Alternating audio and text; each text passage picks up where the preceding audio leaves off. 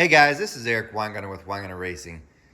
Today's video, we're going to talk about these Victor Juniors because I ordered a new one, and this is the old one that's been tested. And if you're wondering why you're even talking about this, well, if you've been watching my channel at all, you would know I have a 406 small block Chevy that I use as a dyno mule, and I've made several different tests and have tested a bunch of different things on that, especially manifolds. I think we've tested 16 so far. Of the 16 that were tested with the AFR enforcer heads, this Victor Junior was the best. And if you'd asked me beforehand, could you predict that which intake would be the best? I thought this one would actually be pretty close to the bottom. No, it beat everything. And here's what I mean. It beat a Super Victor, it beat the Super Victor 2, it beat the Motown, it beat the Holley 325, the Holley 300-10, the YN Team D, the Hurricane version 1, 2, and 3, the Brodix intake, all of the AFR intakes, and probably a bunch of others that I haven't even mentioned because I've tested so many. It beat everything, and not by a little, by quite a bit. So this is the book from Dyno Session 3 and 4 is in here, and this is actually available on the website, wengines.com. There's a link to my online store, and you could buy this. But here's a graph inside here to show you what I mean. This is with the AFR enforcer heads, since it's the Pro Max, and we'll show that in a minute. But this is the Victor Junior in black. That's this black line. This is a burr-finished Edelbrock 2925, which is the Super Victor and the 40 grit. So these ones have actually been ported. This is a ported, essentially, Super Victor manifold. Look what the Victor Junior does. It's the black line. It beats it. And initially, just like many of you, I thought, well, that's because the heads were small. You know, it's got small heads, and it's limiting it, so it really likes the smaller intake, and that's the reason why this Victor Junior did so well. So on the dyno mule, we switched to the Project X 215cc heads out of the box.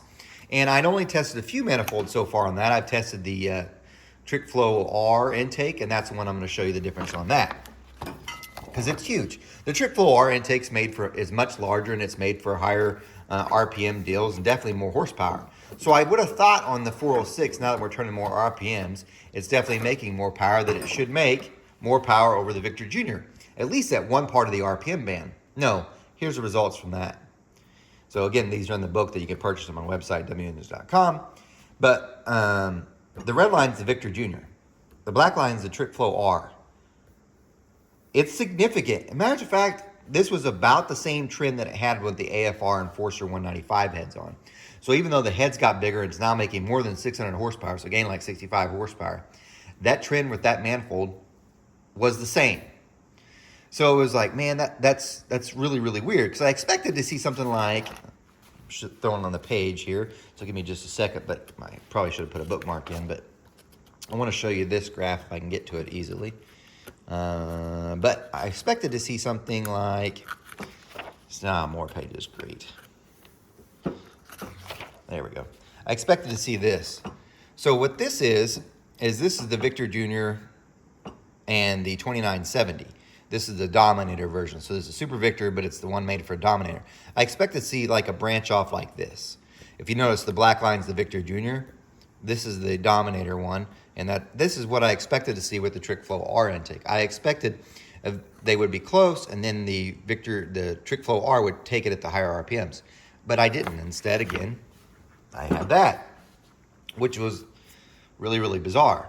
So then many people in the comments, and well, I shouldn't say many, but some people had said, you must have the best Victor Junior that's ever been made. And that may be the case, and that's the reason why I'm bringing it up today. This Victor Junior came from a viewer. So this viewer watches my channel. He's a good guy, and he said, look, I've got a Victor Junior intake. It's just been sitting on the wall. Do you want to test it? And I said, sure. And I never would have thought to buy one anyway, because I thought it was going to be a turd. Now, the only thing that's been done to this, it's been port matched to a 1206. Remember, from the AFR Enforcers, it's way smaller the head is than that. Now, these Pro Maxes are closer to a 1206. So that's the only thing that's been done. You're like, oh, that's been done here. Nope, it looked like this before. This is exactly how it looks stock. I actually took this picture from the previous YouTube video, which you can go back and watch when I first tested it. You can see that heavy ridge that's right up across the top. That's a very sharp edge, so it was like almost like a knife edge. It was a 90-degree angle. There's no radius there. this is how it looked, and that's how it ran. That's how it made the most power. It beat others that looked so much better. So this is what it looked like stock. Now, I've since changed it to this, and the reason why is I've already dyno tested on the Pro Max Project X heads, completely stock besides the port match. All I did is what you see. I just rounded that very sharp edge and rounded these corners on the dividers. That's it, because I want to see if just doing that makes any more power. However, back to someone's comments, they said, you must have the best Victor Junior ever. So I thought, you know, maybe I should test a stock Victor Junior that you could purchase today, because this it is a much older design. So another viewer who had purchased my top end kit, because you could purchase the exact parts I used to make 600 horsepower for that 406, it includes a Victor Junior. And I asked the guy, I said, do you mind if I just dyno test this completely stock without port matching? Because I was going to port match it, because that's how this one was tested. He said, go ahead. When I got this is how it came. It is different from this one. So this one's a much older one, obviously. So I'm going to go through some of the cosmetic differences and then some of the other things that may make it make more or less power. First off, how you can tell if it's the older one or the new one, look at that logo. Now look at the new one. Definitely difference there. You could definitely tell it's different. You can also tell some other things. See how it's squared here at the end here and square here at the end on the new one? The old one, rounded. Now those are cosmetic and really doesn't make much of a difference. But I want you to look at the plenum. This is different. This was a sharp edge. See how it is here? That right here that I rounded. This whole part that you see here is a line. That was a sharp edge.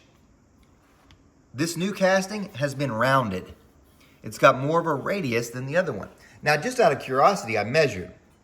So if I did just the depth on the plenum, so the same down here to the floor on both of these is the exact same. So it's like, okay, but here's what's not the same. If I take the height from the top here to the floor there on the runner, it is taller on that one than it is on this one, because this one had that sharp edge that went from here down. So essentially, this one has an 1/8 inch, that's all it is, not a huge, but it's an 1/8 inch shorter on these runners than that one. Now I know you're like looking at the dividers, got my pointer here, you're looking at the dividers here and you're like, that thing looks way thinner than this one. Now remember, I rounded it, but it's not. Check this out. Now you can't really see because there's no lighting, but that's the same as that. They're the exact same. That part's the same. It's the rounded off is better. And also there are corners, which if you can go back and look at that stock picture just at the earlier of the video, this is definitely more rounded on the dividers. There is another difference. Look at the floor. I don't know that Edelbrock did this on purpose, like added this, but you see that line that goes across there? I'm not certain that they didn't do that, or if it wasn't when the mold was put together, that creates that. So in other words, whenever they cast these, there's two pieces that come together. I'm not sure if that didn't create that. This one does not have that. So that is different. It is not port matched, so ports look like that, much smaller. So the real question is, will it make more power? I don't know. On Thursday, I'm going to be on the dyno. If you become a channel member, which you can also go to my website and see, you're going to get texts of the actual updates on how it's doing that day. We'll get to see which one makes more power and whatnot. That's not the only thing that's tested, because I want to show you, because some other cool stuff came in this week that's also going to be tested on these. Because we're going to find out, one, does rounding off the corners make any more power than just leaving it stock? Does the new manifold make more power than the old manifold? Is it the port match that did it? Because I'll be able to tell. Because I've already got dyno numbers from this only port matched. I will have dyno numbers from just rounding it off. I will have dynos from this one completely stock. But that's not all. The spacer part just got a little bit cooler because I want to show you something else. So I have great viewers and they have brought me some stuff to test. So I'm going to show you some of this. On this one, because several people have asked this too, can you do, because I've been testing with 1000 CFM 4150 carburetor, but they asked, can you put the Dominator on this? So that's what we're going to do on this. This is a Dominator spacer. So it goes from 4150 to a Dominator, and that's going to go in there. And we're going to test to see if the 1050 Dominator makes more power funneling down like that. But that's not the only one. You see this spacer? It's the same thing, except for it's tapered 4-hole that goes like this. It's an HVH steel. That one's going to be interesting because it's got a cone. It's not open. So I have it flipped up like this so you can see. You have an open design, and then you have a tapered one. Good for that. Then, this is the Rare Morrison anti-reversion plate. It's similar. It almost looks like that, but it has its anti-reversion plate that goes on top. That'll be tested on this manifold too. So that's being tested. Now, I'm also testing, let me walk all the way over here. I want to show you this. This is the 2970. This is the Super Victor. That's the Dominator. All I did was take out the clover leaf and then I just blended it. Rounded off the corners there. That's all that's done. I'm going to be testing this manifold. And what I'm going to be doing is, I've got a 2-inch 4-hole taper spacer to use, but I've also got this one. This is an HVH one that's made for a 4150. So this is a tapered 4-hole for the Dominator flanged for a 4150 carburetor, and we're going to see if it actually makes more power. I tried before, but it was a weird carb spacer set up to get it to fit, and I think that actually caused it to lose power. This should give us a better answer on actually if it does make more power. So that's what's going to happen on Thursday. Besides, also inside this box right here is the headers that we're going to try as well. These are 1 3/4 step to 1 7/8. See if it makes more power. A lot to be tested. Anyway, so that's what's going on. I thought I'd show you this. I am very curious to know if the old design actually does make less power, because then this is a unicorn and be very hard to replicate. So anyway, yeah, that's pretty much it, what's going on with this, but I wanted to go over that with you. Guys, thanks for watching. Please become a channel member. It does help with the dyno stuff, and you really do get the latest results. If you want to see any of the stuff that was in that book, you can go to my website and purchase that too. I'm sure I'll be doing videos on that anyway, so I'm not going to keep it just for channel members, but they get it way earlier, and they get to see stuff that just doesn't make the videos because it takes too long. But guys, I really do want to thank all of you for your help on this stuff. Been a huge help for all the fans that keep sending in stuff. It helps because a lot of the stuff I really wouldn't have tested otherwise. So thanks for that. Hopefully you get to see the results and videos that are coming up anyway. So it's not like I'm just going to hold it back. I'll share everything that I can, but it does pay to get it a little bit earlier. So anyway, guys, remember, I'm no Superman. You guys take care. I ended the video there because I figured some of you guys would be like, I only care about the technical stuff. I really don't care what you're doing in the shop, but I thought I'd show some of this stuff. The S10's coming a long way. I don't know when I'll get to get the take it to the track. I was going to chassis dyno, but I think I'm just going to go balls in and just go to the track with it because it's running good enough. I think it'll be fine. I'll probably bite me in the rear saying that, but hopefully my son will help me put the hood on today, and then it's officially done. So things have gone a long way with it. It's doing really, really well. As far as testing goes on it, this week right now, today, they're doing the Titan 10.5 race, which at Tulsa. That's going to be amazing. I wish I had time to go to it, but I need to get some racing. I shouldn't say racing. I need to get some work done for customers. And strangely enough, there's something else I want to show you that happens too. But I'm going to show you some of the other cool stuff. I got some of the dash stuff kind of done, so it'll look quite as hideous. Now I got both of the screens mounted. Still got a lot of crap in the way. But anyway, I want to show you this. This is my son's 1976 Nova. We're working on this, and I really want to get this drivable by the end of, probably by end of school year, so he could drive it to school because he really wants to. I'm going to ask for some of your help if you can with this. If you can't, it's not a big deal, but I just wanted to share it. But it made me so happy because he asked to drive the S10 to school, to which I said, no, you're not ready. Because the S10, it makes so much power, and it's too easy to be uncontrollable. And he said, I want to drive around my friend with it. And I was like, oh, hell no. Because I was like, you just know he's going to try showing off. And that thing will kill you. This one, I've got his, which this I haven't even mentioned on the channel anyway. My sister, I built that 350 for my sister. It made 425 horsepower, 425 torque. You can go and watch that video on that. That was a great dyno video. But sadly, she's like, and she's going to sell her Firebird. She's had it since she was 16. It's her very first car. She's going to sell it because she's like, yes, I could put all this money into it, and yeah, I've got the money to do it, but it's kind of pointless. It just sits here. I might drive it like 2 or 3 times a year, and I don't really see the thing. So it's like, you can just give the engine to Bishop. So I was going to put the S10's old engine in here, and eventually we probably will. But I'm going to stick Whitney's engine in here because it's only making 425 horsepower. That'd be perfect for him.